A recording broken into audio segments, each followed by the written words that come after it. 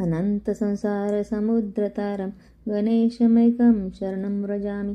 अनंतरूपं रमणं पतितं अनंतसूत्रं बंधामि विष्णू। अनंत चतुर्दशी दिवशी भगवान विष्णूंची स्तुती करावी। अनंत सूत्र धाग्याबद्दल थोडंसं माहिती. लाल पिवळा दोरा ज्यामध्ये 14 गाठी बांधलेल्या असतात असा दोरा घेऊन आपल्याला काय करायचे, पुरुष उजव्या हातात बांधणार आहेत आणि स्त्रिया डाव्या हातात बांधणार आहेत.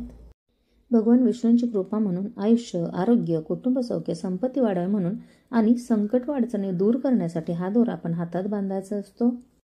आणि आपल्या भगवान विष्णूंना प्रार्थना करायची असते की ह्या सगळ्यासाठी मला तुमची कृपा आशीर्वाद हवे आहेत.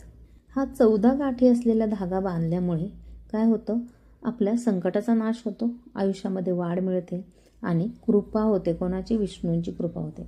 फक्त अनंत चतुर्दशीच्या दिवशीच हा धागा बांधायचा असतो. इतर कुठल्याही दिवशी तो त्याचं इतकं फल मिळत नाही. ओम अनंताय नमः. ओम शेषाय नमः. ओम पद्मनाभाय नमः. ओम मधुसूदनाय नमः. ओम वासुदेवाय नमः.